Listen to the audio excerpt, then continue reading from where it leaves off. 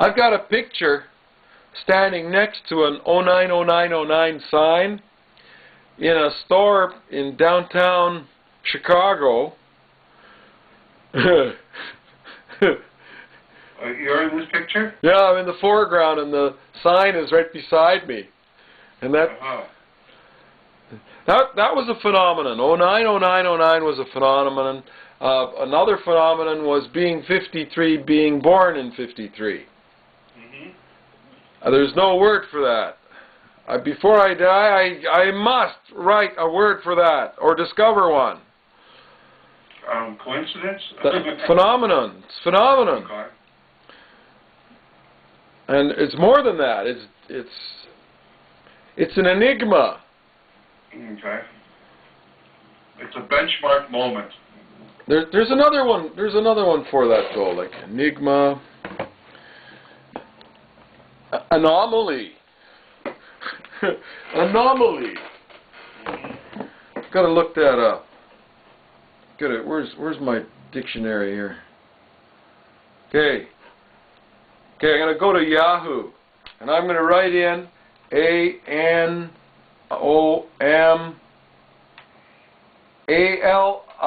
Anomaly. Anomaly. Anomaly.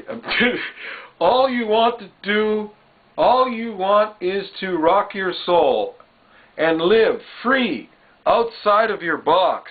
Exactly. It's an anomaly, Boris. I'm going to go to a website called anomaly.us. This is funny. It's very funny. This is almost like deja vu without having to pay for the cable. So the owner of the Black Widow is a guy called Michael Feinstein. Feinstein.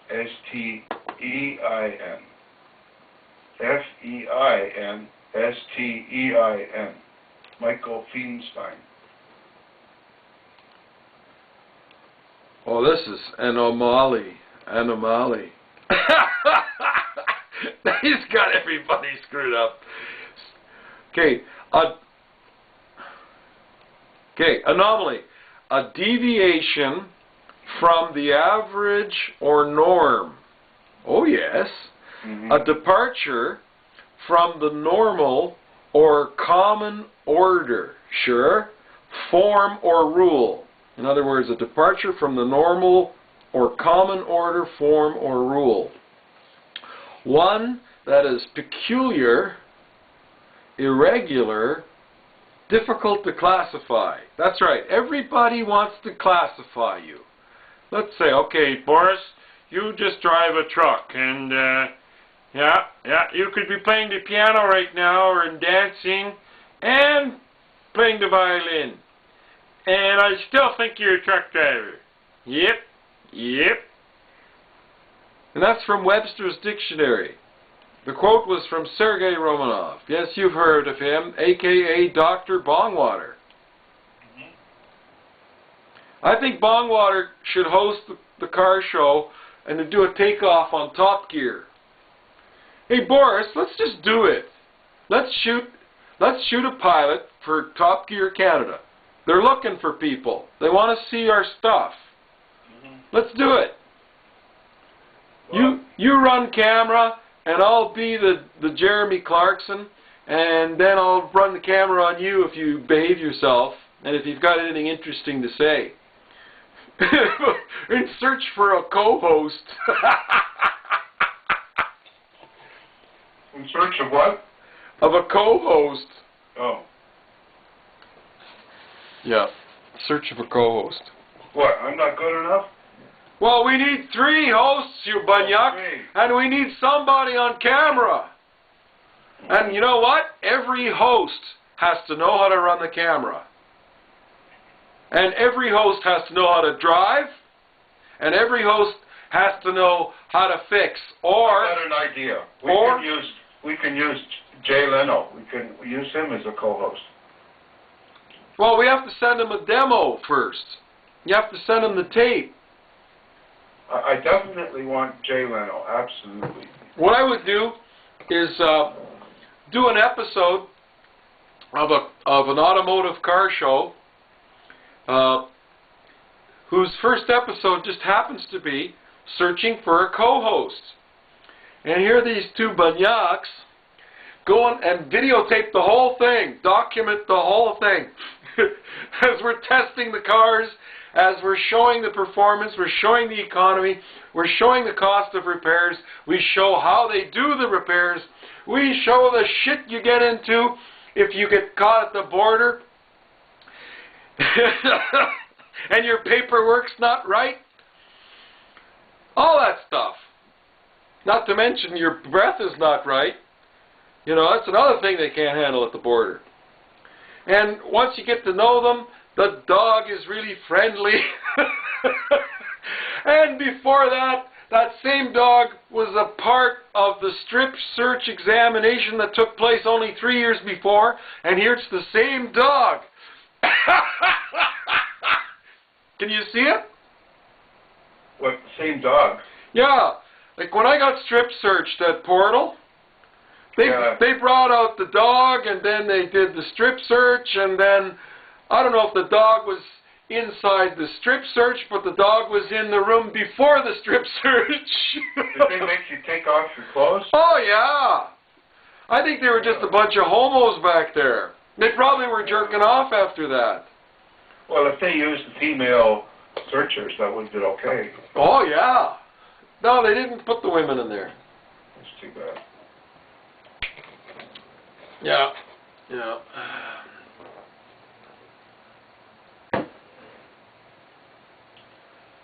Hey, you know, what the hell? I mean, if everybody's so worried about a priest being gay, he's not supposed to have sex, so what does it matter if he's gay? Uh-huh. It doesn't matter. If he doesn't have sex, then why should he be classified as having one? He still gets aroused, right? Well, yeah. He's a man. He's still a guy. Right? So what are you supposed to do about that? You can jerk off. I guess the only solution for that is to, you know, have your balls removed, you know. But then you could sing in the choir. And you wouldn't have to call the women back. Problem is, if your voice changes and then you cut your balls, I think your voice still stays low, doesn't it? You have to cut the balls before your voice changes. Well, I don't know. I think it's the hormones, the testosterone, that lowers your voice. That's true, because you'd have to pay a whore an awful lot of money to get her to moan. Wouldn't you? Because they have to moan all day long for just, you know, trick money. Come on, let's see the color of your money, baby. Like, I don't like having to give blowjobs all day just to make a lousy $300 bucks. That's bullshit. Was this the middle class prostitute?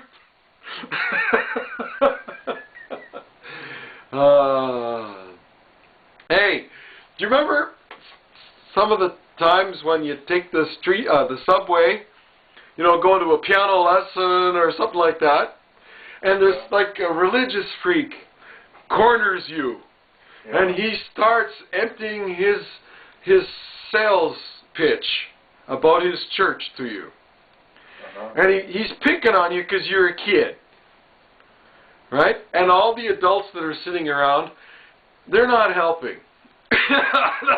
They want nothing to do with this freak. He just muscled in on me. I think he muscled in on you. I've seen that happen more than once. The Toronto subway is famous for that. Would it be interesting to do a documentary about those people? Like if you could isolate them as part of a demographic? Well, that's what documentary's all about. Demographics. That might be boring because we get a lot of religious people coming along here. We got a lot of Jehovah's Witnesses, and now, well, today this afternoon we got get a visit from some Mormons, and they're going to come and sit down and give us a chat. But they're the Mormons we've had lately are all girls. Mormon girls? Mormon girls, yeah. Where do you bump into Mormon girls? Well, they're, you know, young girls on missions, you know, around 20 years old. Yeah? Mostly from the States. Some of them are from Western Canada. We had one from Calgary, one from Oregon, one from Hawaii, and another one from, I can't remember. Oh, Arizona. Arizona. The one from Arizona and the one from Oregon was after them. So we're going to try the telephone company's television connection cable. They call it Max, SaskTel Max. It's like your Rogers cable company, you know, that kind of stuff. And they give you high definition and all that. They came here last week and they damaged the television set. And they just they brought me a new television set. Really? Yeah, they took the old one back, you know. They really, you know, they're spending money in installation to get the TVs switched over from Shaw Cable, who is the big monster right now. The only problem I'm having with it is that in more cases I'm noticing that the standard definition signal that's coming to the high definition TV is not as good as Shaw Cable's standard definition. But it almost seems as though the high definition of the phone company is better than the cable company's high definition. And it is a government company, and you know, that would be a good job for you, Boris, if you knew how to install cable. The guy that was here the other day, he said that he makes $60,000 a year. Yeah. That's pretty good money for an installer. Yeah. And his background, what did he say he did that got him in right away? Oh yeah, he took an HVAC course for a year. Okay. And that got him the installation job with the phone company, and making $60,000 a year. Now he's got 2 kids on the way. Just a young guy, but what the hell? Sounds like he's making the money right away, Choinky. Those guys with the Black Widow, they're from Hollywood Hot Rods, I guess, in Hollywood. What Black Widow? Remember the Black Widow hot rod car? No. I was telling you about a Black Widow hot rod car. Well, what's it based on? It's based on the plastic model. Oh, what does it have? I think it has a Ford front end. And what does it look like? What does it look like? Well, it looks like your standard stereotypical hot rod with no fenders, wheels sticking out. Oh, like a big tub. Like a rat. Yeah, big tub. Like a rat rod. Yeah, rat rod, yeah. Rat rod. But this one, but the Black Widow has got a truck. It's got a truck rear end, like, you know, like it's got a pickup truck rear end, and it's a 2-seater, you know. A pickup truck rear end, and it's a 2-seater. In other words, it's a solid axle.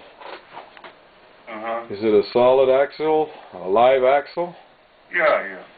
It's well, both? I don't know about Is it that, both? but I mean, like, the box, it has a pickup truck box. I don't know what's underneath, but it's a pickup box, and it's got like a convertible top for the front 2 seats. So, what did we say an anomaly was? I don't know. You'll have to get a dictionary and look it up. Well, that was an anomaly.us. This is anomalycoffee.com. And I don't see any definition right off the bat. He's just trying to sell me his coffee.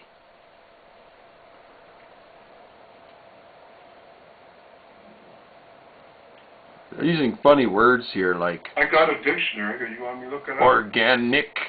This guy doesn't know how to spell or something. That's funny. Do you want me to look up your word? No, we already looked it up. Okay, what does it say? It was something out of the norm. In other words, something they couldn't classify. You know? And that doesn't mean it's bad or good, you know? It's just saying, yeah, I know where you come from. And the other dictionary, that was the Webster's definition. But there's a new website here I've never seen before called Wiktionary, which is probably part of Wikipedia. You know? Yeah, I heard the Facebook guy is worth like $100 billion or something.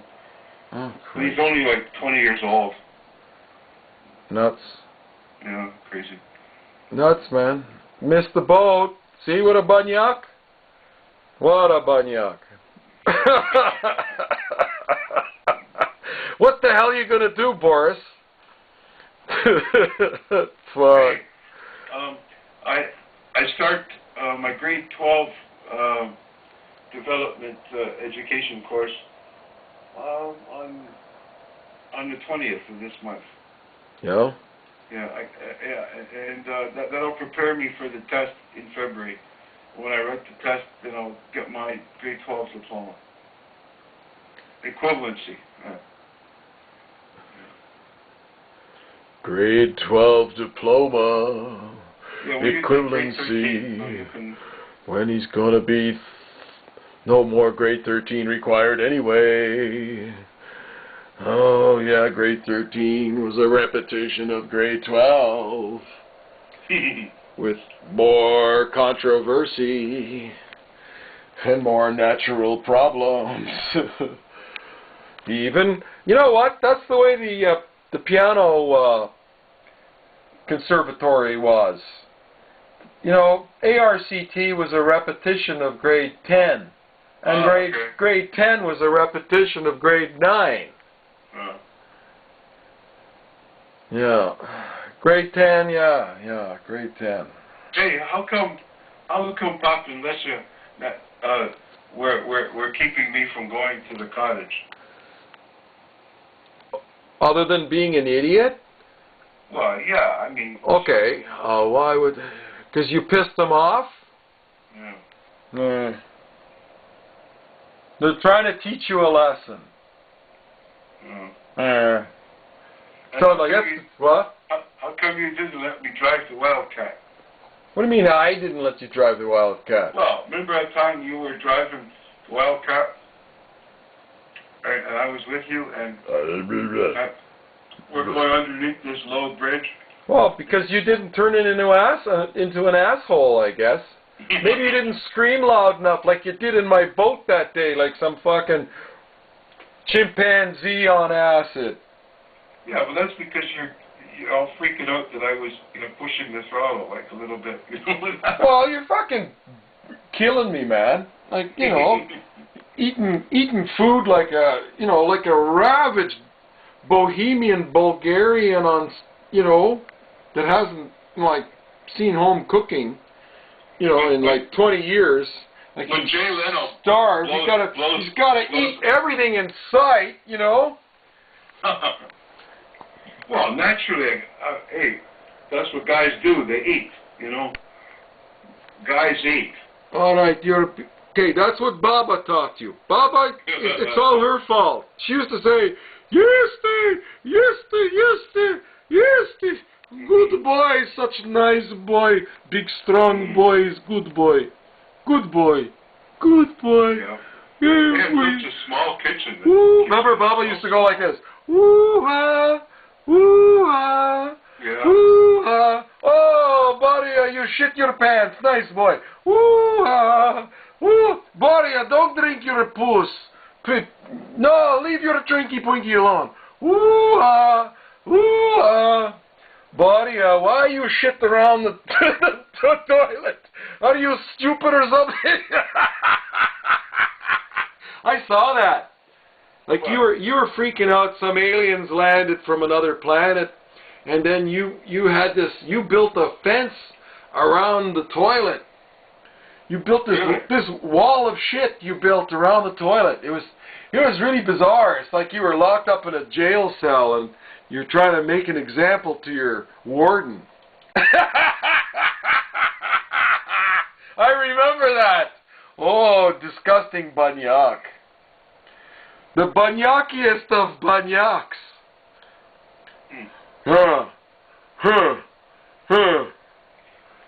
So what's funny about that? Hey, what? I remember when I had the Corvair, that was a nice car. Yeah, that's why you wrecked it. You were just getting even with me. Lunatic. It blew a gasket, that's all. Yeah, what the fuck? You drove a fucking perfectly fine Sunbeam to work knowing your fucking rad is shot. Yeah, that's true. You blow the engine. Like, what fuck stupidity is that? I know. You're right, man. Fuck! I drove to work on the Gardener, and I mean, the temperature was like going over 190. Yeah. And we started to go like 200 down Yonge Street, going north on Yonge Street. It was like 220, then kaboom! It blew just below Dad's garage, you know, where the liquor store is. So why did you keep driving it? Why? Yeah. Or you thought you could make it? I was late for work.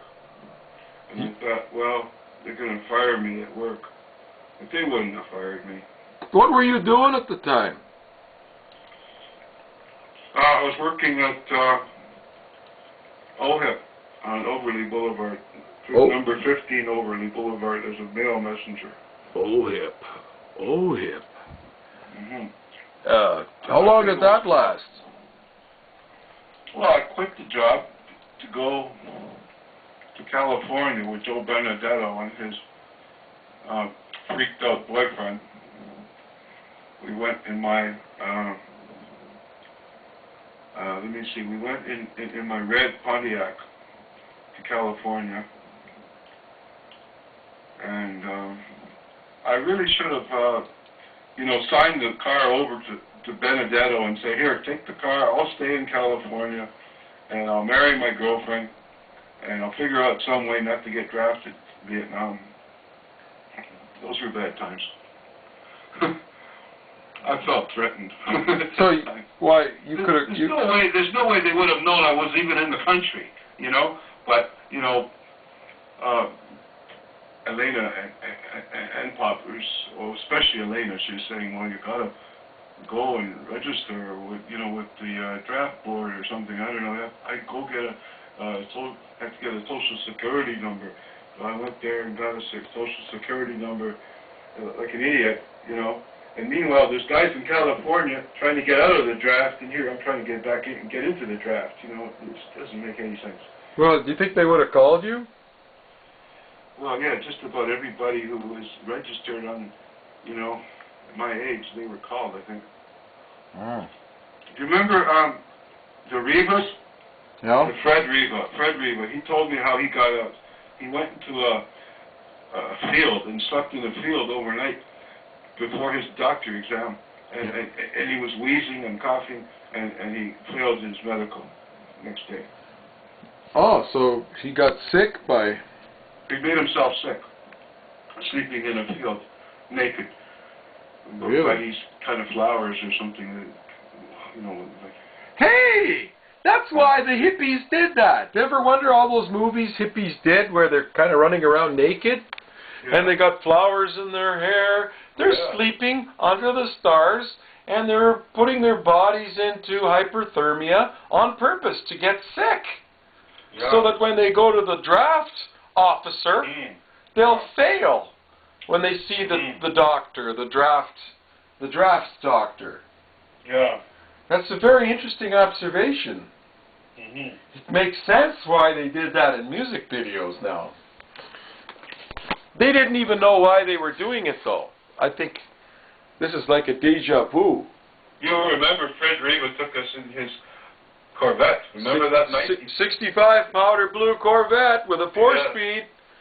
I love that Muncie shifter. Yeah, he was chasing the cat. Remember there was a cat there? Go get the cat. He always keeps up saying he jumped on the gas. He swerved for the cat, yeah. And of course, there's two wells back there. There's two glove compartments there, on the right and the left. And that was the only place I had to take the lids off, put my feet inside the glove compartments, and sit on the top, in between the two glove compartments. It was very cramped back there. Yeah. Like there's no seats back there. That's monkey seats back there.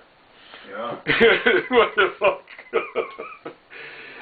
Oh, fuck. Yeah. Nice car. I remember I drove a Pontiac 400 once when I was working at Speedy Muffler as an installer. Yep. And this lady, it was like that year, you know, the dark green metallic was very, very popular, you know. And this lady was converting a dual exhaust to a single exhaust. I mean, it wouldn't make any difference to us because we're guys, but to a lady, you know, it's cheaper, you know, to do that. But I stepped on that thing, man, that thing really took off. You know, 400 cubic inch, man, this thing really moved, beautiful. Yeah.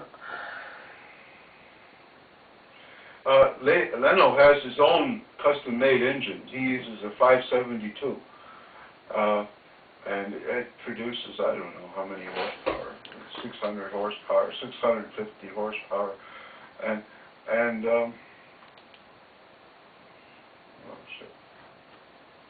oh yeah, he has this Buick 1955, 1 year older than Pop's 56 special.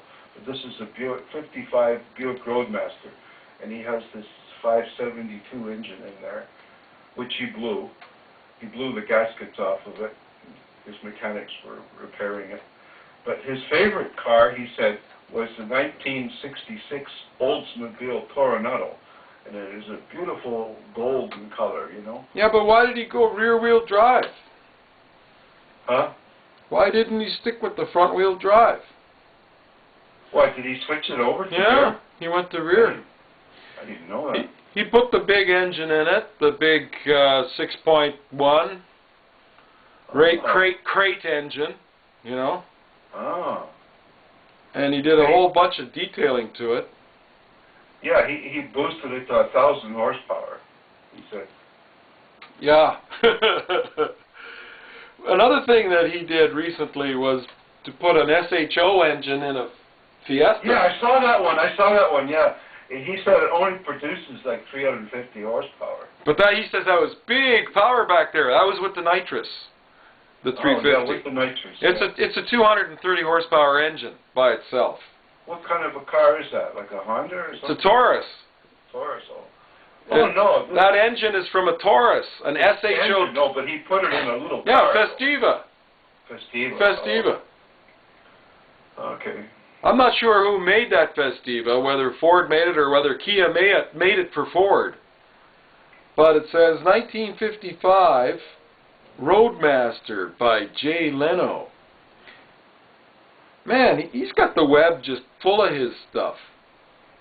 Yeah. He's getting, you know, his name is getting out there in the auto industry, that's for sure. Yeah. Well, he's got like 2,500 cars and like 1,000 motorcycles. Incredible. He must be so rich, that guy. At least he does something useful with his money. Well, he turns it into a business, so rather than paying half his money to income tax, he roots it into his business. Uh-huh. So I think by doing that, if his company shows a loss, I mean, he doesn't have to pay any tax. He's actually reducing his income tax. You know, but the thing is, he's going to make money on some cars that he fixes up. You know, I mean, it's a business, right? Yeah. Let's see. Okay. What was that one? I got to do a search here. Oh, yeah. He's got a 427 cubic inch motorcycle engine. No, Chevy big block mounted on a motorcycle chassis. He said that's the wife's car, and that's the wife's motorcycle. And he's got even a bigger engine on another motorcycle. He said it runs really good. You can imagine that, eh? 400 horsepower on a motorcycle. That's insane. Well, he has that jet engine too, right? Yeah. You got like a helicopter engine on a motorcycle too. How about that tank engine he's got in that stretched roads, that stretched Yeah, right. Formula One? Yeah. A two-seat Formula One. Right.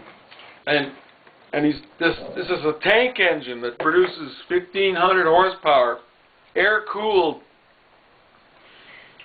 I think it might even be a gas. It would be nice to drive a gas turbine engine. It would be like a lot of power, you know, no gears to worry about, just smooth, straight power, you know, like a rocket ship. Have you ever wondered what it would be like to try to land an airplane if the pilots were dead and you were the only guy sitting there in the cockpit and you're approaching the landing lights and okay, just remember at the last minute to lower the landing gear, and then you have to lower the airspeed to 120 miles per hour, and then you have to, what else do you have to do? Oh yeah, lower the flaps, and then you don't want to overshoot the runway, so you have to get down low at the beginning of the runway so you can set it down. But then when you set it down, you have to switch it to reverse thrusters, right? You can slow down. All these things you have to know, eh? Then you have to know where all the controls are to make these things go. Yeah.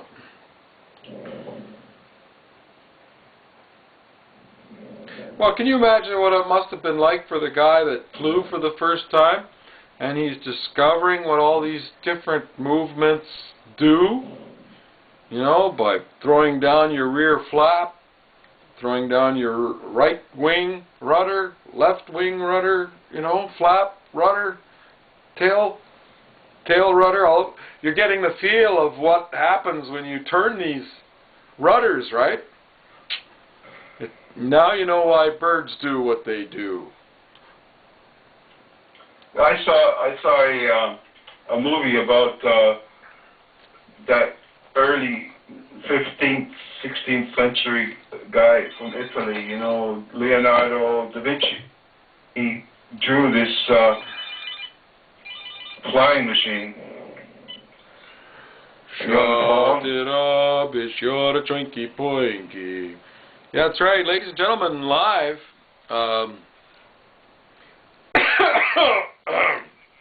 Excuse me, just a minute. I gotta plug. This is Karlskevich. I be for plugging Karlskevich into cordless Fonskevich. Karl is good Ukrainian boy. You know, he don't wash his truck very often. I wash his truck right in front of my house, the Banyak. Can you imagine? You know when the last time it was that he washed his truck? Was the year before it got washed in front of my house. I can't imagine anybody being like that. And hello? Yeah. Carl is still there? Who's Carl? Oh, he's a bass player. Just a minute. Oh, okay. Just chikay. All right. Say hello, Carl. Carl, you want to talk to my brother? Can you hear that, Boris? Yeah. Can you hear that, Carl? Yeah, Carl. What do you think of my brother, Carl?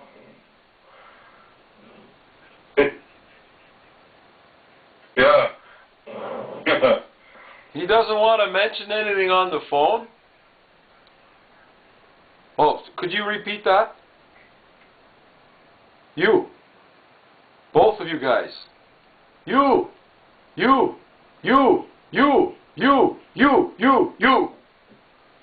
See what a Banyak? He's a right up there. He's a Rogalski Boris, which means that he's like natural born Banyak and he doesn't know it. You know why? Well, you know why? Carl, you know, the word banyak is only like a jar or a bucket. A bucket. It's it's a bucket. Yeah. It's a big pot. I guess it's a Ukrainian equivalent to hoser or something. Hoser, that's it. You're a hoser. Carl's a hoser.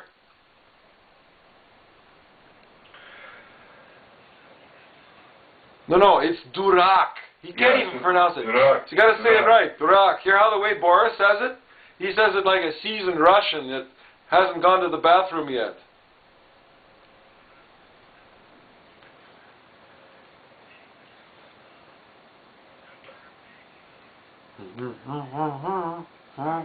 Happy birthday, dear Sergei. Na zdrowie to me.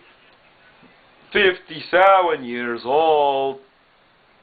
Yep. And I play Billy Joel, and I do a hell of an "Oh Darling." Lady in the Tramp. You know what? I killed a mouse in the garage today, and I felt so bad that I thought, well, I should go see some kind of mouse movie, and I thought about Lady in the Tramp, and then I thought about Cinderella. That's right. And don't forget, does Snow White have mice too?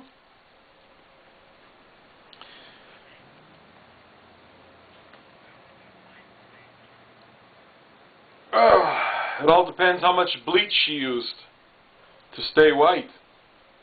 There might be. I don't know. My memory isn't that good. Termite. I haven't seen that movie for a long time. Anyway, it don't matter. But, you know, killing anything can be devastating. I mean, after all, it's the rodents that survived the big boom. That's when all the dinosaurs died.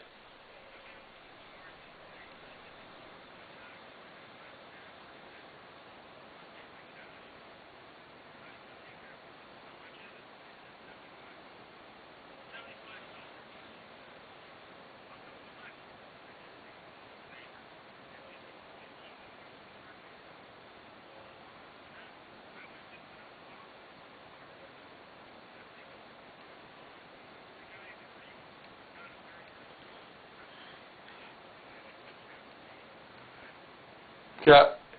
Hey, why should they be any different? You know why they smash plates? You know why Greeks smash plates? You know why Greeks smash plates? Because they were aiming for the salesman and they missed. That's supposed to be funny, eh, Sergei? About Come what? on, Sergei. I'm telling you, they are tough. They're tough businessmen. They kill salesmen, those Greeks.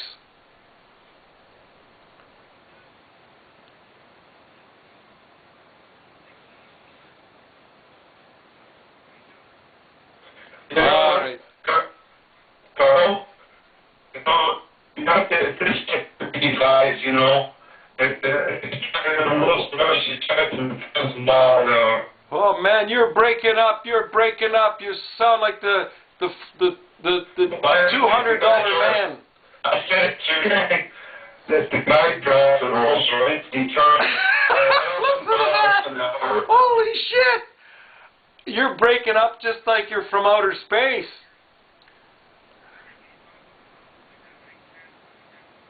I can't understand what he's saying either. Okay. I will say one more time. I will say that if the guy drives a Rolls Royce, you charge him $1,000 per hour. Sure. And You got that, Carl? And your point is? The point is, well, if he's a Greek and he owns a restaurant, you charge him $200 an hour. And somewhere down the line, you'll get your 65 or 75. Or, you know?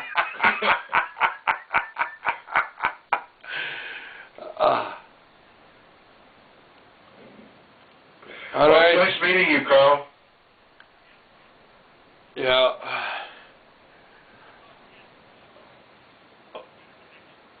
Okay. Okay. Hey, happy birthday to me. Bye. Bye, Carl. Sergei, you got to buy yourself a birthday present now. It's your birthday. I just videotaped that whole thing. How can you videotape me? There's no camera in front of me. I got your voice. Oh, okay. And my visuals, you know, operating the phones and stuff like that, with the laptop in the background. Oh God. You know what you know what I think birthdays are for? You got to reflect on your birthday, and you got to look at the people that are around you, the ones that you're relying upon, but you know that you're going to have to let them go as a person that you rely upon because they are incapable. And you have to find new rely-upons. Isn't that tragic? Something's breaking up here. So these guys What is tragic? What's tragic? search for rely-upons. What does that mean? It means that you're looking for future friends or associates that you can rely upon. Oh, okay. And if you can rely upon them in a business, if you can rely upon them in a business capacity, then I don't think they are friends anymore. How's that? How does that work? Well, you're not supposed to mix business with friendship. Right. Because I think we all pretend that we're friends when we're in business, but really, there's nothing long-lasting there, and it could be contrived. Yeah. Okay. And I forgot where I was going with this. But anyway, you should know that my camera glasses,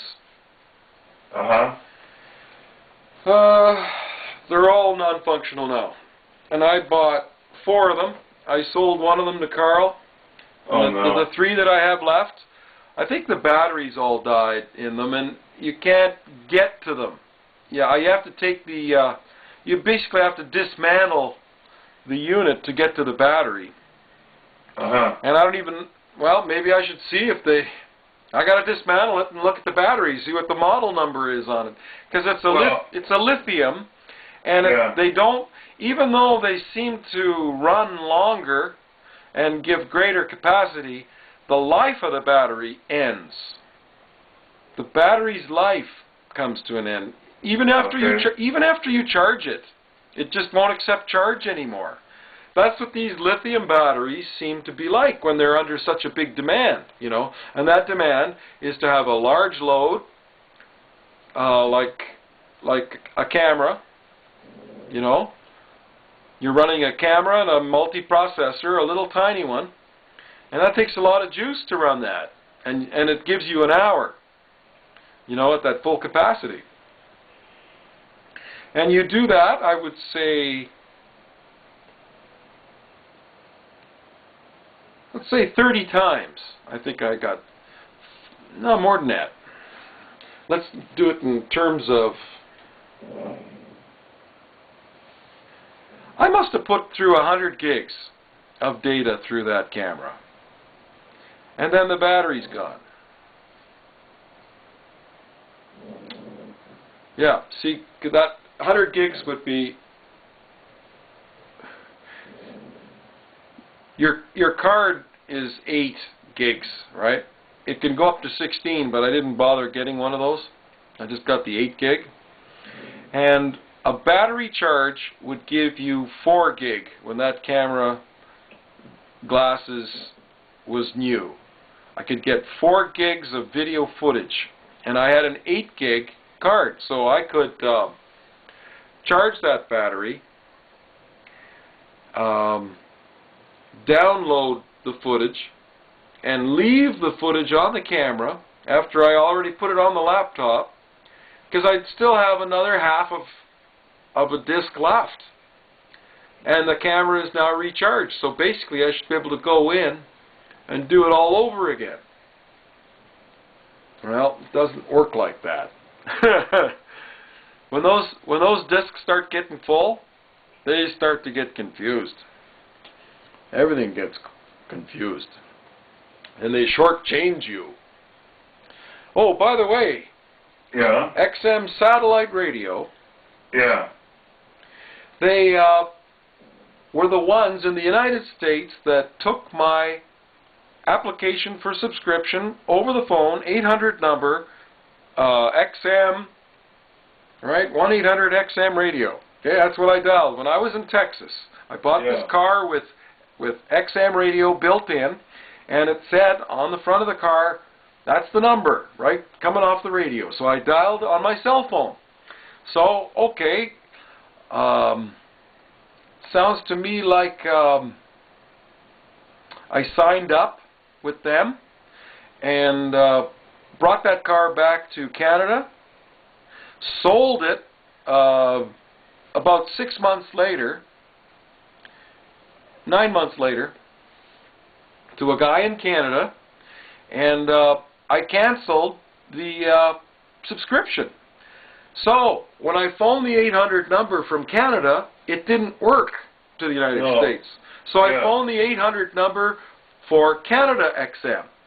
They took my cancellation, and they turned off my radio, right? Right.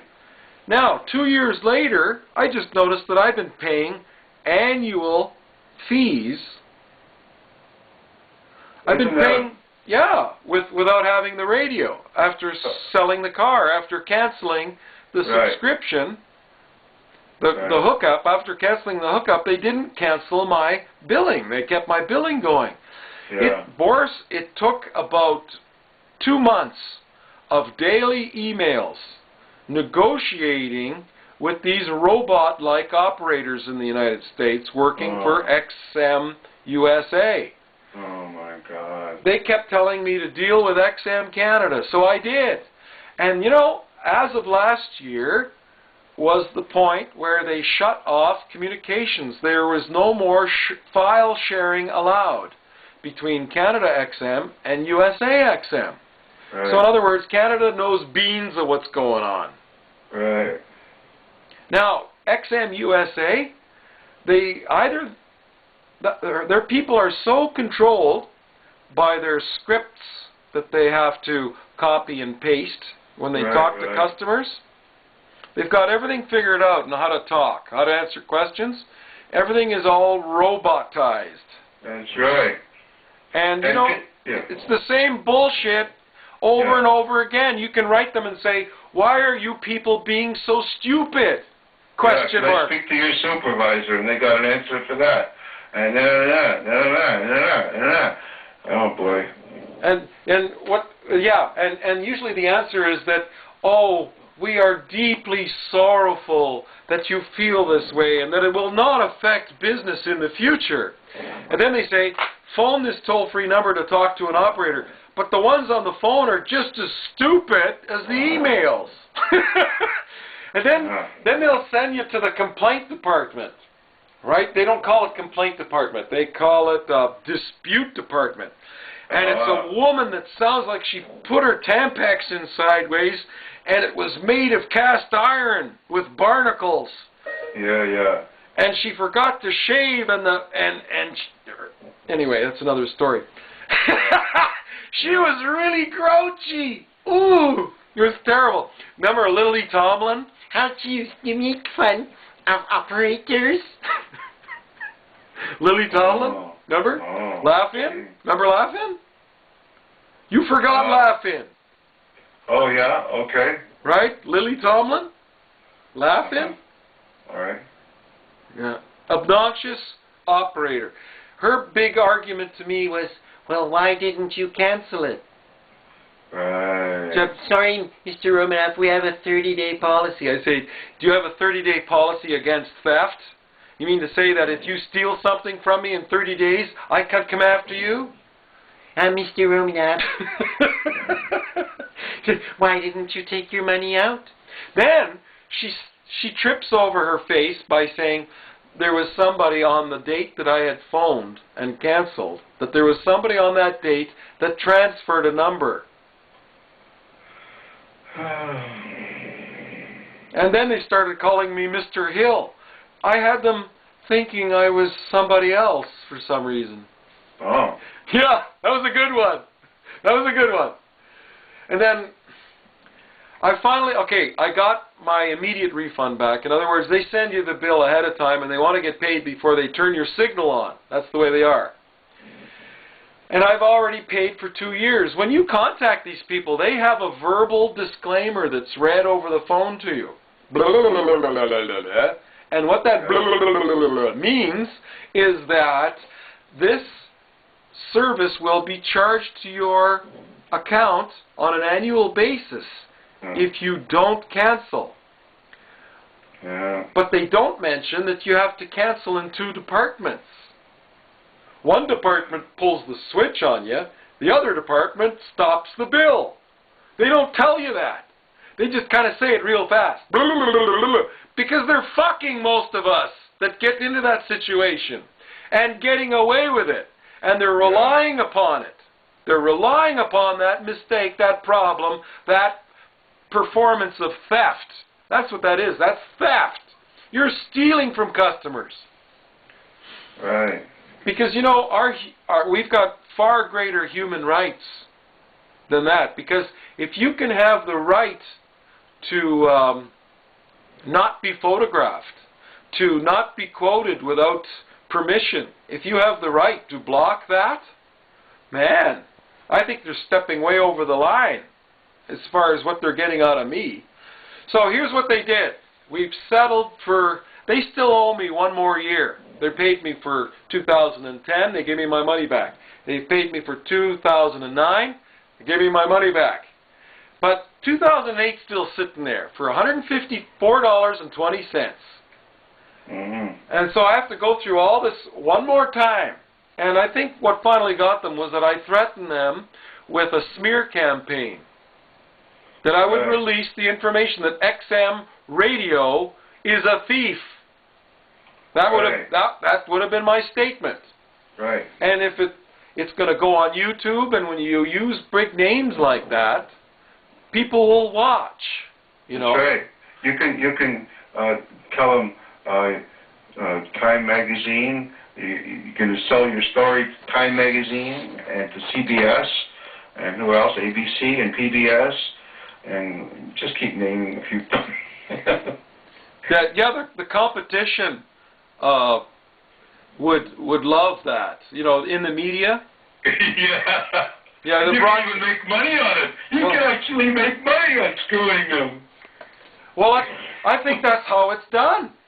I mean, if I'm going to get screwed to the degree that I'm spending every day for the past month and a half sending robots email, you know, trying to figure out how they think. I'm at a stage now where I really do know how they think.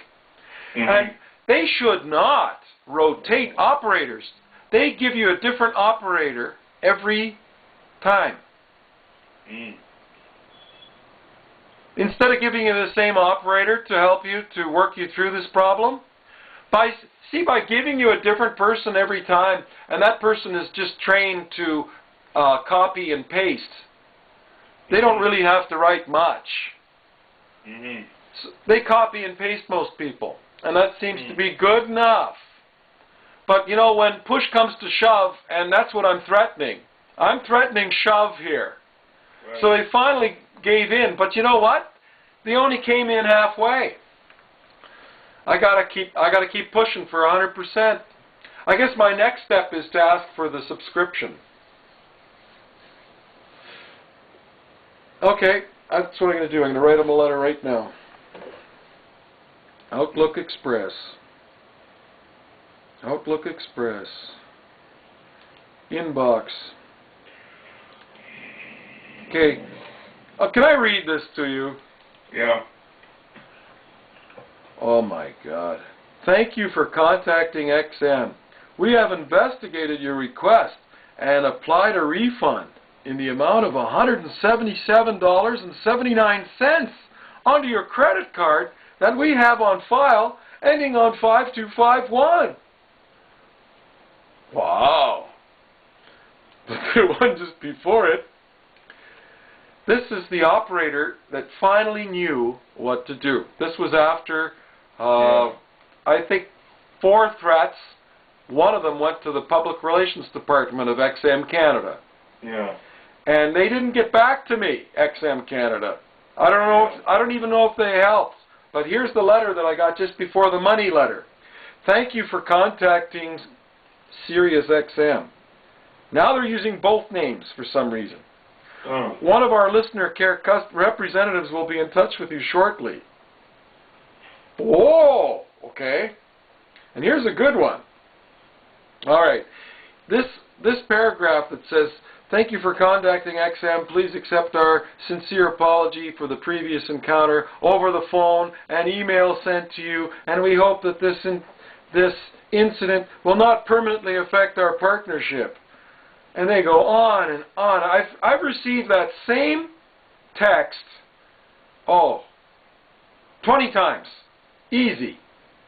Mm-hmm. I mean, is that a failure in your communications department to be so redundant? Because, you know, redundancy turns into stupidity real fast. Mm-hmm. Like, how many times you got to say it? I'm going to start singing a song here. That's why these guys like, Bob, Bob, Bob, Bob, Bob, Baran. Right. A wop, bop, a loo, bop, a whap, bam, boom. Uh-huh. Yeah. A wop, bop, a loo, bop, a whap, bam, boom was actually a guy that wrote a tattoo on his penis. You see, he had an 18-inch dong. Uh-huh. And he got a tattoo that said, a wop, bop, a loo, bop, a whap, bam, boom, right in fine print. And at the head of it, it says, Tutti Frutti. And as he's getting a blowjob, he's reading the lyrics. That's on his dick. It says, a wop, bop, a loo, bop, a whap, bam, boom. Oh, boy. See? Okay, look, Doug, I'm sorry to bore you. It's my birthday. I can bore you all I want. Am I paying for this call? Yes. I'm paying 2 cents a minute for this call. You know, this is costing me a lot of money, Boris. I don't even know if you're 2 worth... cents a minute is $1.20 an hour. Yes, and what's your point? Isn't Boris funny? He's a funny guy. Why don't you get your computer going so I can see your ugly mug? I don't know. I don't know. I'm going to go look at my ugly mug now. Oh,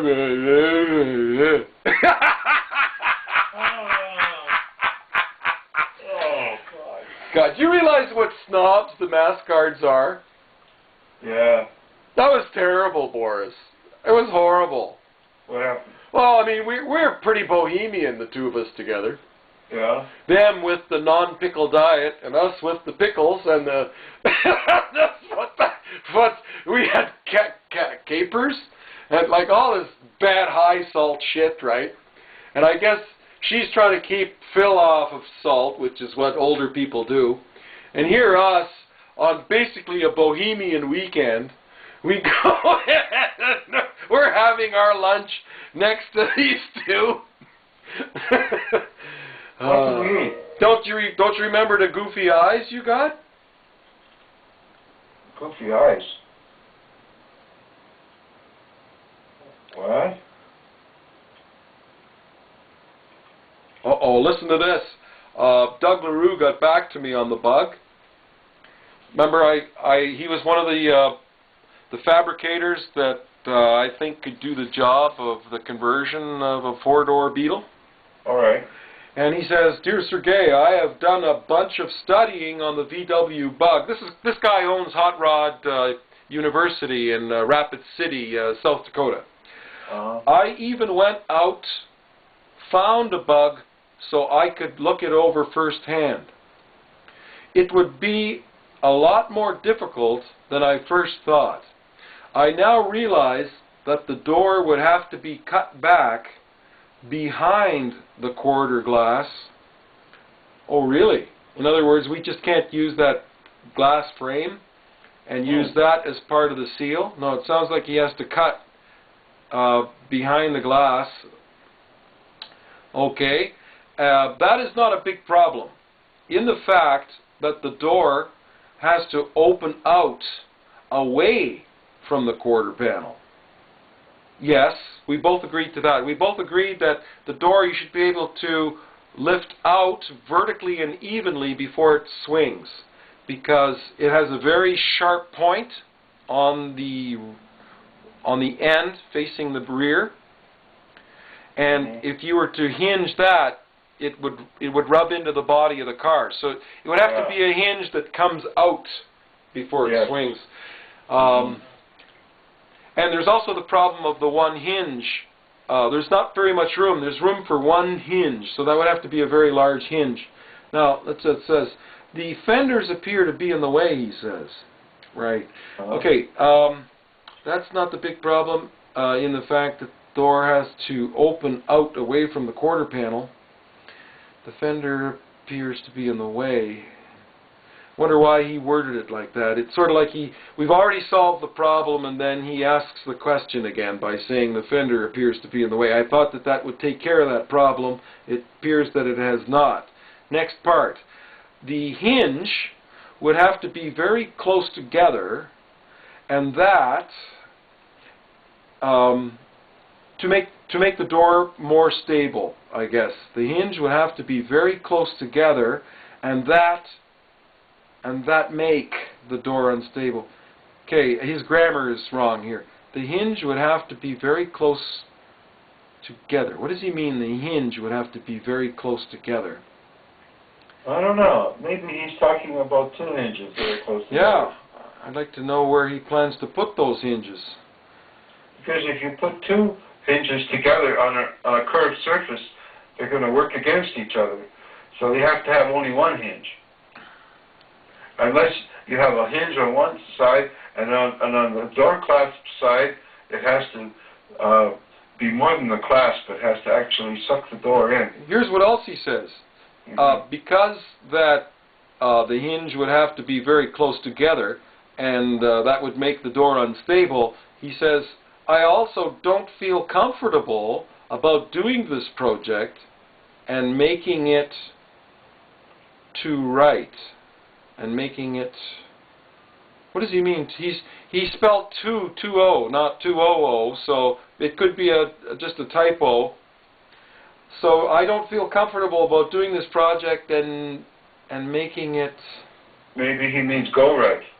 Maybe making it go right. Okay, I would not want to do something that would not be first class all the way.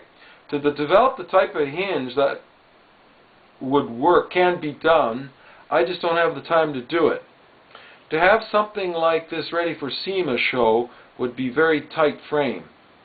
If we was to do something on film, we would want to have our ducks in a row and do everything top shelf and bring our best efforts forth. Okay. So what I'm saying, I'll have to pass on this project. He's not a great communicator for someone that's president of a corporation and a school. Like, that letter is like a grade 8? Yeah. Grade 8 level? The grammar. Yeah. I wonder what would happen if you wrote to Volkswagen. I did, but they didn't get back to me. Oh, yeah, they're like that, yeah. I read an article that the president of Volkswagen of America made the announcement that the Beetle has been put temporarily on hold for a year, and that will give them time to give us a bigger back seat. Now, to me, that means that they've either changed the drivetrain and moved the cab forward, or they've increased the wheelbase to give us a bigger back seat. Because where are they going to get it from? There's already no headroom in the back for 6-footers. You know, 6-footers sit in the back, you're hitting the ceiling in those new Beetles. Have you ever sit in the back of one of my Beetles? Yeah, I think I did. I don't know. Maybe Lena did. Like, if you're just like a 5'3" chick, you know, it's okay. Or kids, it's okay with kids. You know, but you know, the old Beetle had much more headroom in the back because the engine was in the back, and you couldn't slide the cab that far back because the engine's there. They had to keep it cab forward. You know, that's why they built that kingpin system, because the legroom that was available, you can do that, but with the new steering systems, the steering systems would be in the way. So they came out with a steering system that was forward, you know, not in between. Like the new steering systems are in between the wheels. The old Volkswagen Beetle, the steering system is ahead of the front wheels. That's what gave you the leg room, you know. And it had so much leg room that there was a compartment under the parcel shelf, you know. The new Beetle, when you lift the parcel shelf, well, you've already entered the trunk space. So, I mean, that's how much room we're missing because of the engine being in the front. And that's my next project, is to get the motor in the back. And it really doesn't matter what kind of motor. Just give us our space back in the front of that car. They basically built that car with a shoehorn. They went with the Jetta drivetrain. That's all that was made available to the Beetle department were Jetta drivetrains and Gulf drivetrains. So they had to work with that. So the designers built around their, you know, dimension requirements. And they gave us one stupid-looking dashboard. And the Californian designers that built and released the first sample of the new Beetle in 1995, they had a short dashboard, and their predictions were that this would be a small diesel hybrid with the engine in the back, sort of like the smart car engine is in the back. And that would have been in the Beetle. And then it would have been more like a Porsche, you know, being a rear engine. And I mean, now for us to do the project, we have 3 ways to go. And I've pitched this many times. We can, okay, once we remove the engine, and let's not modify the cab just yet, right? Let's just work on getting an engine installed in there, and then we'll see how much space we got. One configuration is to take the existing engine from the front and place it between the wheels in the back. Identical install. Okay, what are the challenges there? Well, the exhaust manifold is not facing the outside of the car anymore. It is now facing the inside. Jay Leno had this same situation, and he decided to flip the engine. He took his V6 SHO engine that has... Upside down? No. He transversely mounted 180 degrees. Right? So now he has to tell his engine to run backwards. So he figured out how to do that. So his SHO engine runs backwards. Now this way, he can... And also, the transmission has to be set up to run backwards too, wouldn't it? I don't know. Maybe it... Oh, yeah. Would it have this different effect on it? Would it still work? Yeah. If you ran the transmission backwards? I used to drive trucks, and when I stepped on the brake a certain way, I could flip the engine into reverse, and it would suck air out of the exhaust pipe and blow it out through the air cleaner. And when I shoved it into first gear, it would go backwards. And put it in reverse, it goes forwards. I did this at least 3 times in my life, and it was on a Volvo engine. Well, no, not a Volvo engine. It was on a Volvo truck with a GMC engine. What do you call that? Oh, fuck, I can't remember. I forget what they call that engine. Hey, guess what? These people that have a very interesting royal boat called the 1939 Elco 44 Classic Cruiser. And it was restored a few years ago and kept in very good condition. But it is a pristine wooden boat. Did you ever see the hull on the LIMO? No. It looked like a dreadnought. It had that very narrow, a real cutter. It cut through the water. Yeah. It was a forward slant on the bow instead of a rear slant. Yeah. Well, more from the perspective that I'm looking at that hull, I'm looking at the narrowness of it. I don't think that the LIMO had a forward cut to it like the dreadnoughts did, but man, that made the boats look mean, eh? Yeah, it made them look like ramming machines. Yeah, they used to ram stuff in those days. Yeah. Anyway, can you imagine? It says here, classy commuter, harbor cruiser, and queen of the yacht club. The Frolic, that's what it's called, is a brilliantly updated, smartly maintained Elco, that's the name of the boat, 44 cruiser, ready for you and your crew. 44 foot? Yeah. Yeah. Newer diesels, generator, and air conditioning systems make this vessel dependable and user-friendly and compatible on water and dockside. Price has been reduced to $69,500.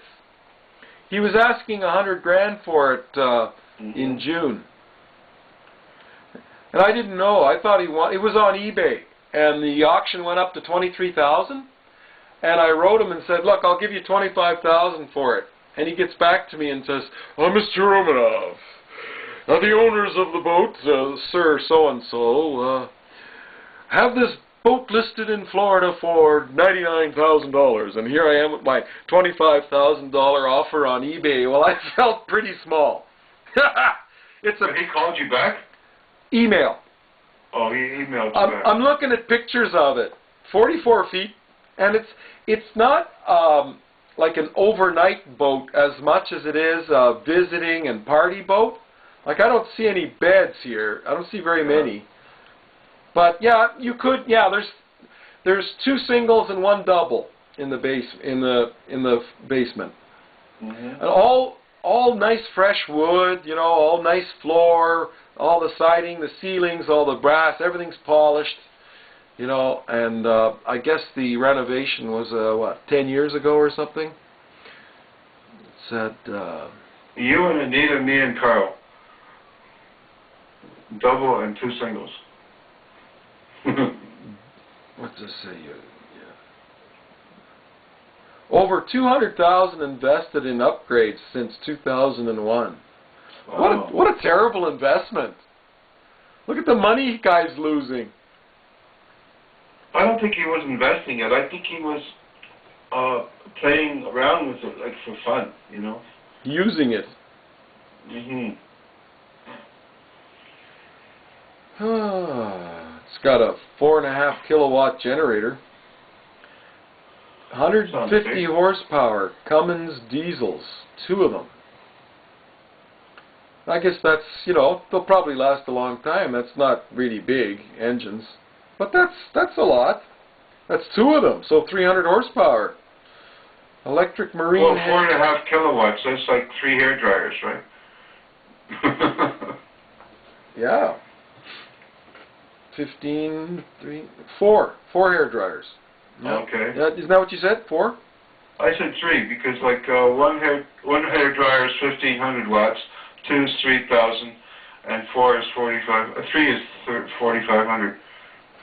But are you going to run them full? Well, you know. I guess if you want to stay within capacity, that's not very much, is it? No, it isn't. No. Yeah. No. Like if you had an air conditioner, you know, 10,000 BTU air conditioner, how much would that draw? Woo. Probably take all of it. Maybe not even enough. Well, look at it this way. 15 amps is all you get out of a wall socket. And any wall socket at 15 amps will power your cheap $100 air conditioner. Because you can buy an air conditioner for $100 now. There's the cheap little window model. This is like 5,000. You know the hot air balloons? They're like 100,000 BTUs. Yeah. Hot air balloons. To produce that heat, you know, to make the balloon rise. Yeah. Hold on for a second, Sergei. Okay.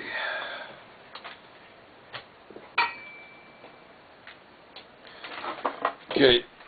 The Banyak put me on hold. Oh, he disconnected the power? Oh, good. So, I think we're still running. Are we still running? Yeah, we're still running. So this is September the 9th. I've had a victory today of getting the results from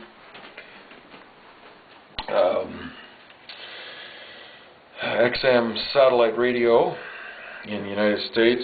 Gave me... Hi, Sergei. Yeah. Что ты робишь? Что ты робишь, you... Yes, apparently. I don't speak them. I heard Oh, yeah, you don't even want to learn. See, you're just like our grandfather, you know. Don't want to learn anymore. You know what he used to say to us when Baba used to cook for him? He used to say, skunk food in front of the kids, right? I mean, what did the kids learn from that? Is this your paternal grandfather? Yeah, on my dad's side. Ah. Guido, we used to call him. What you call him? Guido. Oh. He was the funniest grandfather. Oh, yeah? Oh, I'm telling you. It was grandmother that taught us the true definition of the word choinky poinky. Jinky Blinky? Choinky poinky. Blinky Blinky. Baba used to bathe her grandboys. And she used to say, you know, you must wash your choinky poinky.